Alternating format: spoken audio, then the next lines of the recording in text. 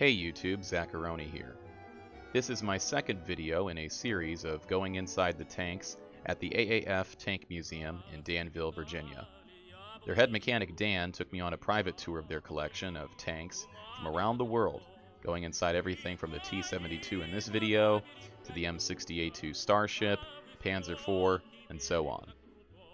In this series, you'll see the crew positions, controls, and listen to Dan and I talk about each tank's combat performance and place in military history.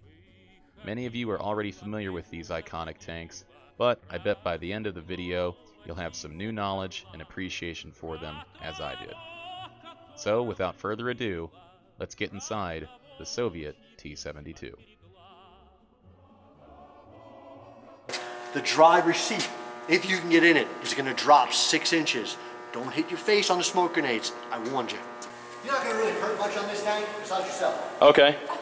Yeah, I can see the V to, kind of deflect, right? So that would have been like for, to That's protect. for water. For water. This is for water. This is the same deflection ring that the T-34 did. Okay. Because once again, sloped armor, right? Mm-hmm. So what did it do? Sent it here. But unlike the T-34, your armor plate is raised here.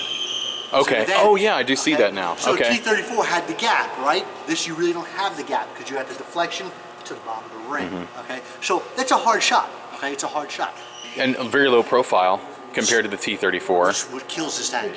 This is the autoloader. Yeah. 3-man crew, but it is, that turret is garbage. Turret is garbage. The gunner is stuck hunched over. Okay. They gave the commander a bolster on the turret. They didn't give one to the gunner.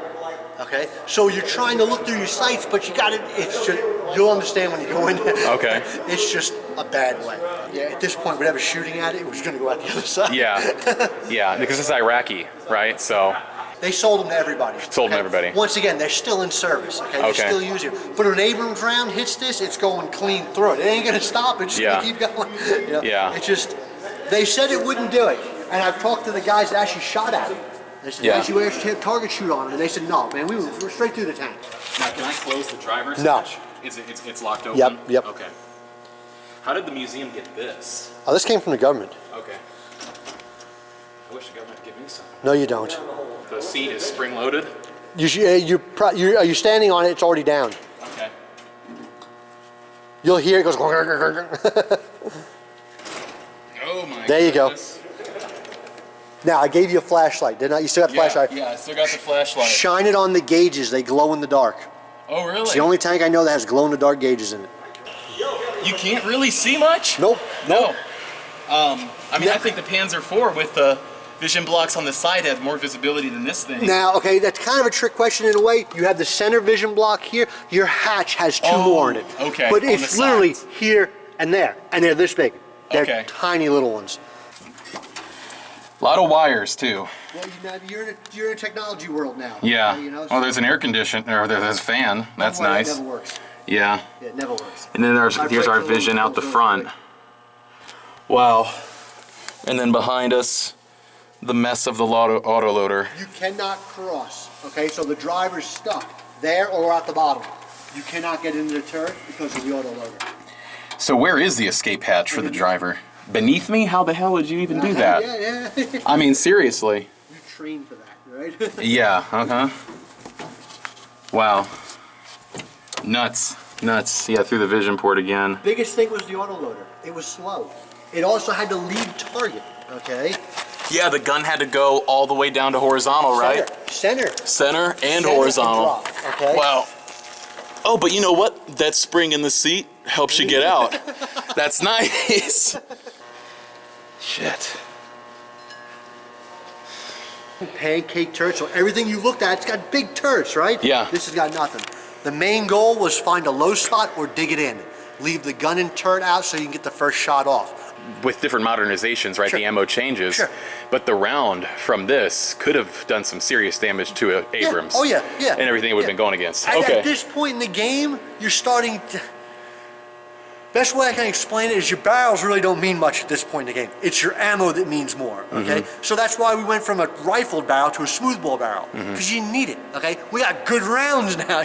Your rounds do a better job, okay? Wow. Which means how thick's the armor? What's the job you got to do? You know what I mean? Right? Yeah. The autoloader loads is all it is a carousel. All right, so all your ammo goes underneath the turret, like Okay. a revolver. That's the best way I can explain it, right? It's like a giant revolver, okay? And it puts the round in for you. Also, the hatch is actually pointing in the wrong direction. So his cupola, like the T-34, swivels. Okay. So it would be a forward-facing hatch with all your sighting. It's in the lock. Okay, it's in a lock position. Yeah. All right, I'm going to try to get inside. Which one do you think is better to see the autoloader? Either one. Either one? That one's got more room, but all your gun controls are here. Okay. So if you want cool That's the easy knobs and decision. buttons, this is the way to go. Yeah, thank you. Getting into the turret is a hell of a lot easier than the drivers. And again, the hatch is opening up toward the enemy. I like that. That's cool.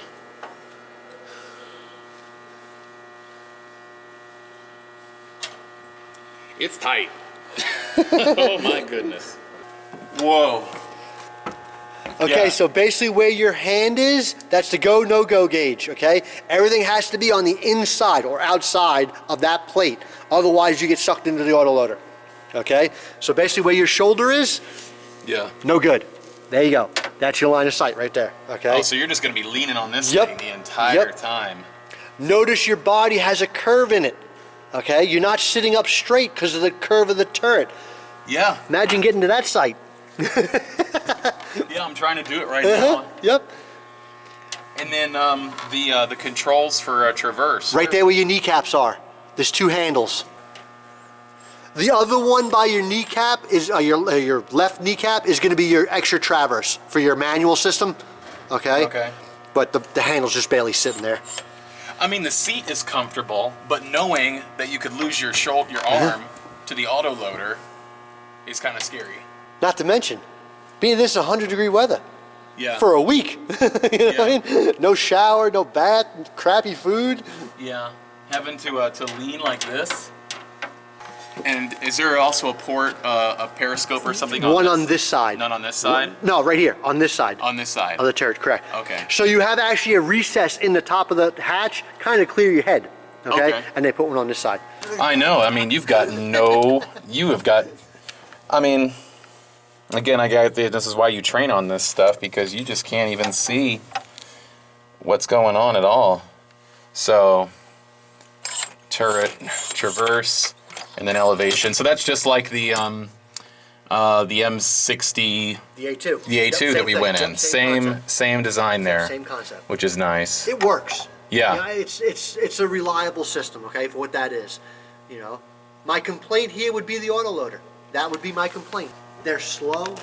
Leaving target to reload is never a good idea, okay? That's never a good idea. You know, and a three-man crew. So what happens when you throw the track off? Mm-hmm.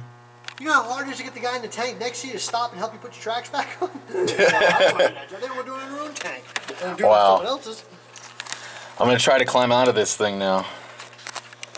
So, like, compared to like a NATO vehicle, what would you say this thing has going for it compared to what they have? Silhouette.